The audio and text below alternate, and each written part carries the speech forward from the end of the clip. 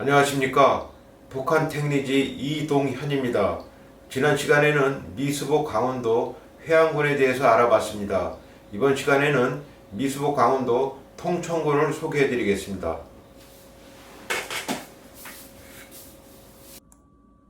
지난주가 우리가 이제 살펴보았던 여기가 이제 회안군인데요.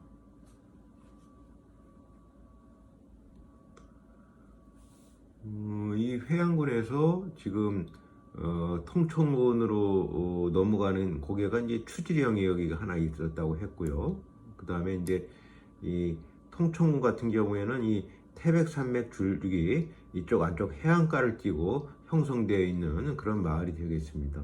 이쪽에 고성군이 있고 그 다음에 이제 이제 원산으로가 안변을 거쳐서 이제 원산으로 가게 되어 있는데 좀 흥미로운 거는 이 원산 이쪽에 있는 이쪽 갈마반도에 있는 원산항하고 이 장전항 고성의 이제 장전항하고 통천의 이 고조항 좀 비슷하게 생겼어요. 그래서 어떻게 보면 통천하고 그 다음에 장전항 이쪽은 원산항의 작은 리틀 원산이다 뭐 이런 생각도 들더라고요. 그리고 지금 현재 여기 노란 표시로 되어 있는 것이 이제 지도가 되어 있는데 이 통천을 보게 되면은 고성에서 원산으로 가는 이런 도로 동해 남부 동해 북부선 철로하고 이쪽이 유일한 교통수단이었고요. 그냥 태백산을 넘어가는 거는 뭐 아주 소로가 있긴 했지만은 추지령 넘어가는 길 여기 해서 회항하고 내근강 여기 말휘리로 가는 길 요게 남겨져 있습니다. 그래서 보통 우리가 이제 이런 지형을 봤을 때 하나 이제 살펴야 될 게 지금 현재 우리가 옛날에 신묵객들은 그 전에 보면은 여기 저 단발령을 통해서 내근강을 통해서 이쪽 내근강을 많이 봤는데 우리는 항상 이쪽에 이제 외근강이라든가 통천을 통해서 이 외근강을 보지 이 내근강은 이게 신묵객들이 옛날에 지나쳤던 내근강은 잘 갈 기회가 없습니다. 볼 기회가. 그래서 좀 아쉬운데 그렇기 때문에 만약에 북한 지역에서 현재 내근강을 가겠다 하면은 외근강은 아예 포기하고 애시당초부터 이 안변을 통해 가지고 이 회항을 거쳐 가지고 내근강을 가야 되지 않겠냐 하는 그런 생각이 드는데요. 이런 전반적인 하늘에서 본 그런 어떤 위성 지도를 살펴가지고 웹을 통해서 좀 더 구체적으로 살펴보겠습니다. 요게 이제 태백산맥 줄기고요. 여기 보게 되면은 이렇게 고저항이 있고요. 그 다음에 특이하게 여기 통천에는 이 호수가 이렇게 세 개가 있습니다. 이렇게 세 개가 있고 그 다음에 유명한 청속정이라는 데가 아마 요 근방일 겁니다. 그리고 이쪽에 넓은 이제 통천 평야가 있죠. 그래서 지금 형태는 지금 구름이 왔다 많이 지나가가지고 그런데 대체적으로 보게 되면은 이쪽에 길 라인은 이쪽이 이제 추지령이고요. 이쪽 고성에서부터 이 동해 북부선이 이렇게 쭉 이렇게 원산까지 지나갔습니다. 그래서 생각보다 통천은 교통이 편했다. 그리고 이제 호수도 있고 그다음 바닷가도 있고 높은 이제 산도 이제 등지고 있어서 무척 아름다운 곳이고 살기 좋은 곳이었다. 이렇게 생각이 되는데 좀 더 이제 구체적으로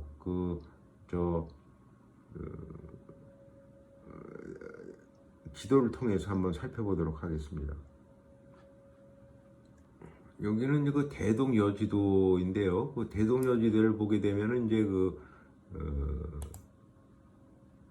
여기 나와 있듯이 태백산맥이 있고 또 이제 아래쪽으로 동해 쪽으로 이렇게 산줄기가 내려가 있습니다. 그 산에 이제 강물이 흐르고 이쪽에 평야 지역으로 이렇게 이제 마을이 형성되어 있는데 통천하고 이제 흑곡 이렇게 된 데가 이제 예로부터 유명한 그런 도시였다고 합니다. 통천군을 보게 되면은 아래서부터 면이 나와 있는데요. 아래쪽이 임남면, 근데 이미 임남면은 지금 현재 북한에서는 이 고성군이 이제 남북으로 분단이 되면서 북한 고성군에 속해 있는 거로 알고 있습니다. 그다음 벽양면이 있고요. 그다음 통천면, 통천이 여기 있었고요. 그다음 이쪽에 이제 고적 이렇게 돼 있었고, 그다음에 여기 이제 여기 고점 안에 여기 이제 고저항이 있었고요. 송전면, 여기는 이제 정정 회장님의 고향으로 유명한 곳이죠. 그다음 하길면, 그다음 흑곡면, 이런 식으로 형성이 되어 있습니다. 그래서 임남면, 벽양면, 통천면, 고저읍, 여기 고저항, 송전면, 하길면, 흑곡면, 이런 식으로 이해를 하시면은 통천군을 이해하는 데는 뭐 큰 무리가 없을 거라고 생각이 됩니다. 그래서 그 통천면에서 이제 좀 주목할 관광지라는 건 뭐 유명한 이제 총속정이 있고요. 그 다음에 이 여기는 강동포로 되어 있나요? 강동포, 천하포, 소동정 이런 게 호수가 있는데 이 강동포 여기는 원래 그 시중호라고 하죠. 시중호라고 표현해서 시중이라는 거는 이제 무슨 뜻이냐면은 고려시대 때 가장 높은 벼슬 이름이 시중이라고 했는데 그 시중이라고 할 만큼 그만큼 경치가 아름다운 곳이었다. 그런 내용입니다. 그래서 이제 해방 당시 통천군의 지도인데요. 아까 좀 전에 살펴봤듯이 임남면, 벽양면, 통천면, 고저읍, 그 다음에 송전면, 하길면, 그 다음에 흑곡면 뭐 이렇게 되어 있죠.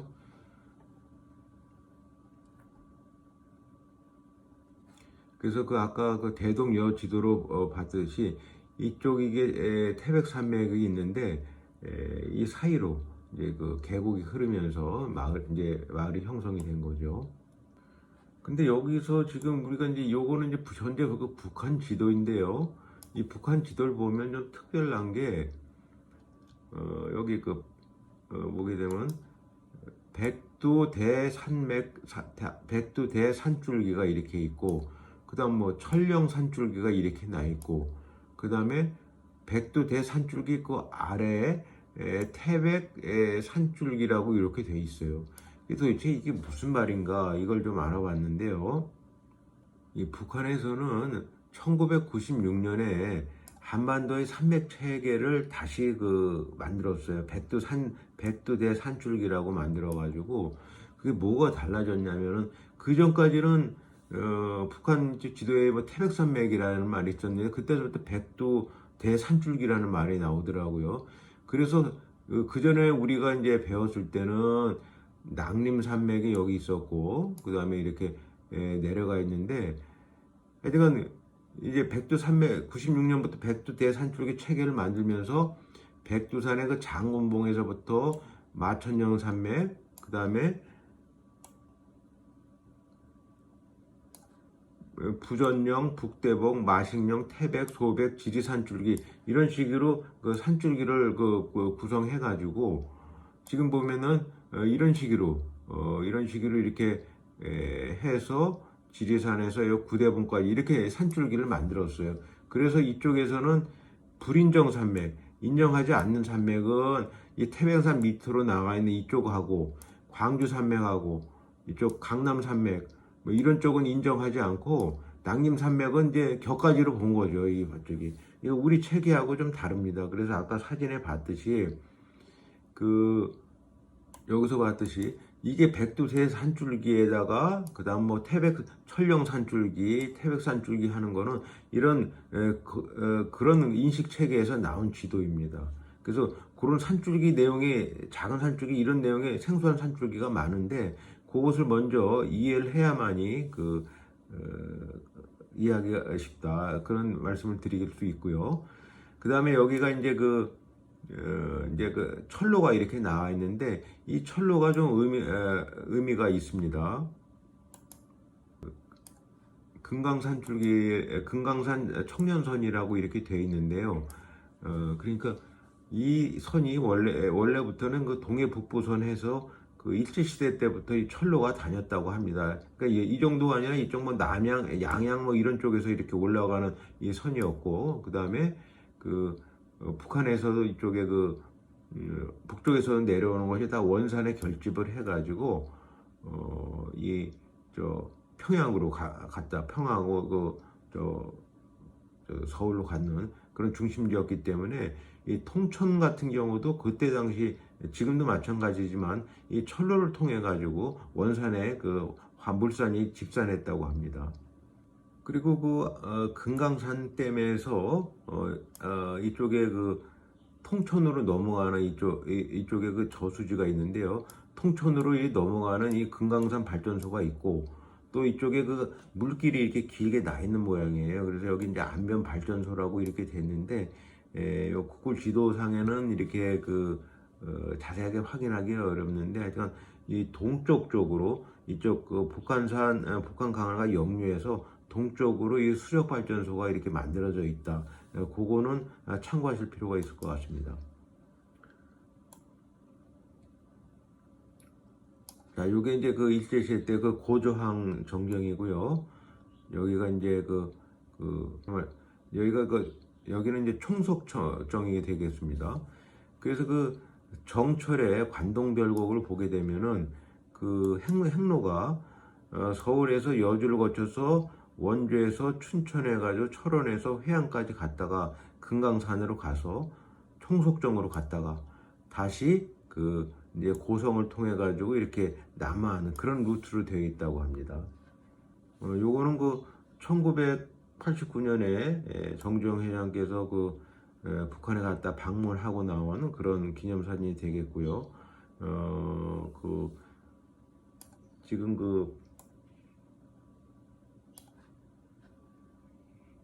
통천에는 통쪽 군민회에서 1992년에 인사하시는 모습이네요. 그래서 전반적인 지형은 살펴봤는데 제가 브로그를 통해서 또 이제 소개하는 그런 내용들을 말씀을 드리겠습니다. 통천군은 원래 지금 미수복직으로 되어 있지만은 백선엽 장군님의 회고에 따르면 원래 통천군을 좀 탈환할 계획이 있었다고 합니다. 여기 이렇게 보게 되면은 회고록에 보게 되면은 1951년 4월 말에 벤프리트 장군이 철원에서 미 9군단, 문등리와 사태리 쪽에서 미 10군단, 속초에서 군단 1군단을 북상시킨다는 계획이었다. 말하자면 금강산 일대를 대한민국의 품으로 끌어오는 것이었다. 상륙작전도 계획에 포함시켰다. 미 16군단을 동원해 고조의 해안 쪽으로 상륙시킨다는 내용도 들어있었다.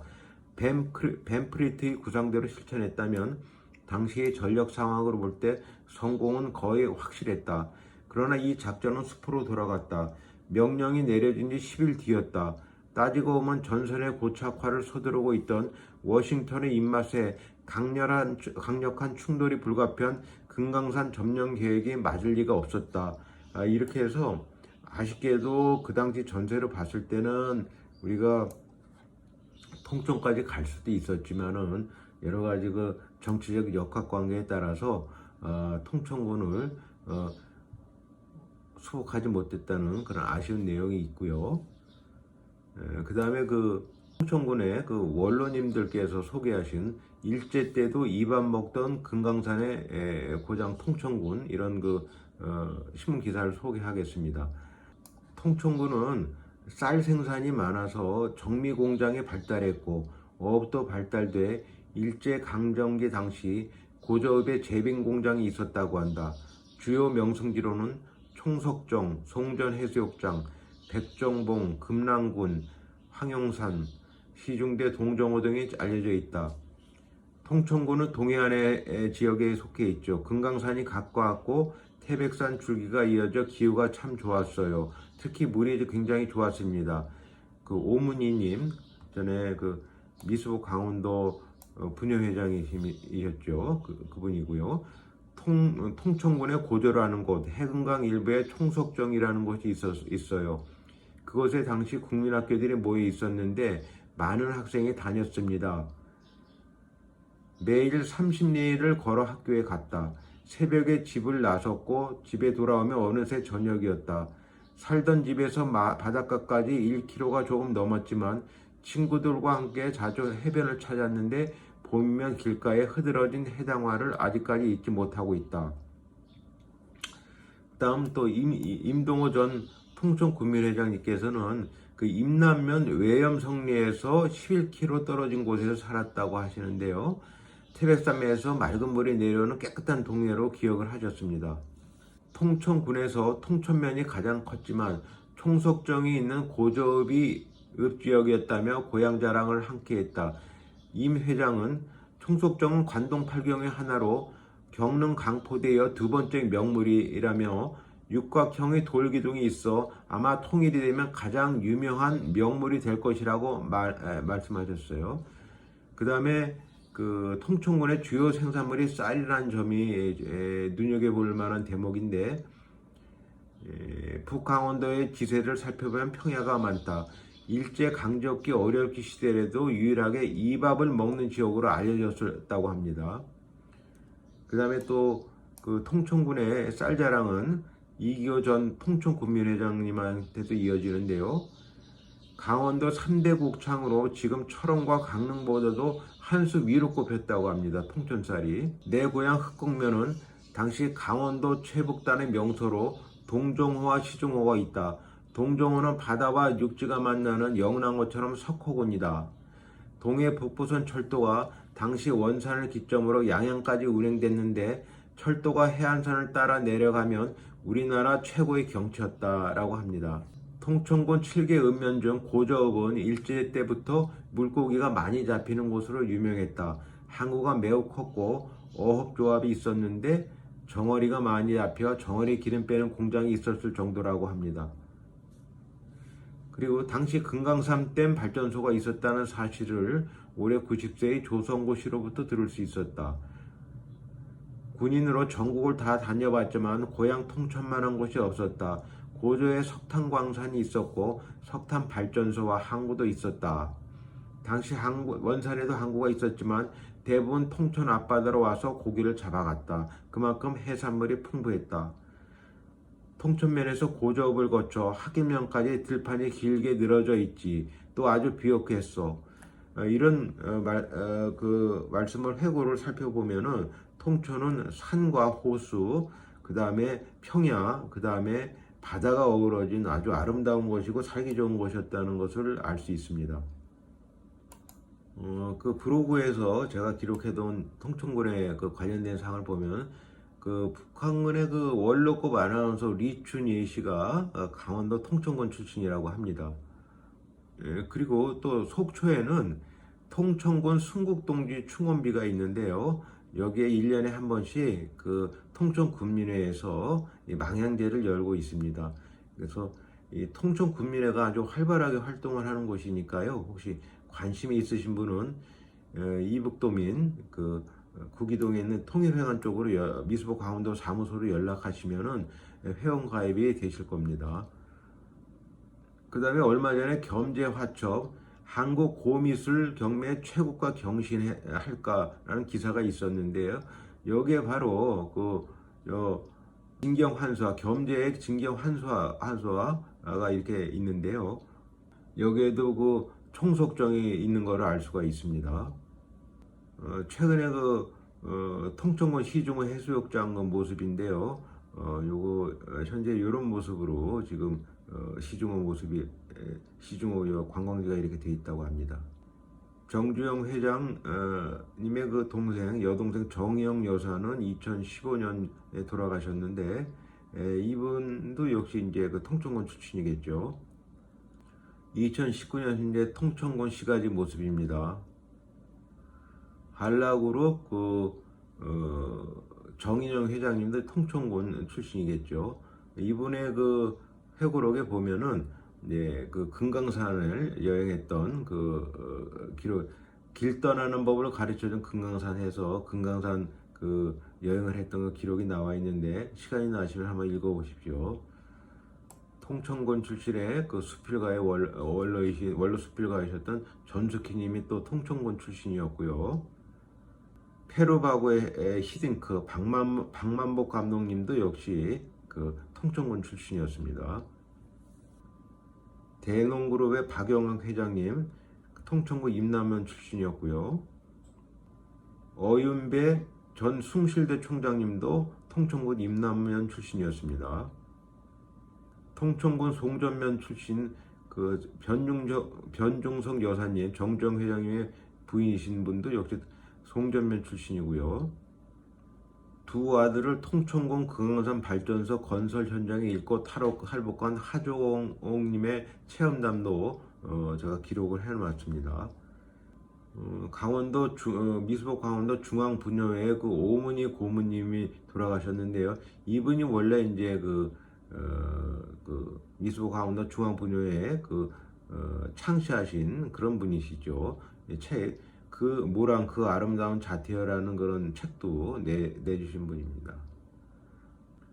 마지막으로 좀 재미난 사연은 우리나라에서 그 미국인이 최초로 우리나라에 땅을 밟았던 데가 통천군이라고 합니다. 통천군 임도면 남해진 뭐 이렇게 되어 있어서 현재 북한 고성군 남해리로 되어 있는데 1955년에 미국인이 통천군 임도면에 실제 농종 그러니까 입지시대 임남면이었는데 거기에 그 포경선을 이렇게 고래가 좀 많아가지고 포경선으로 왔다가 여기에서 이제 잡혀가지고 도망간 내용들 이런 내용이 재미난 내용이 있습니다. 자 이상으로 오늘은 통천군에 대해서 소개를 했는데요. 좀 어떠셨을지 모르겠습니다. 조금 하면 할수록 좀 미숙하지만 영상 촬영이라든가 편집이 좀 늘어나면은 내용이 좀 더 알차지지 않을까 생각이 들고요. 오랜 시간 시청해 주셔서 감사합니다.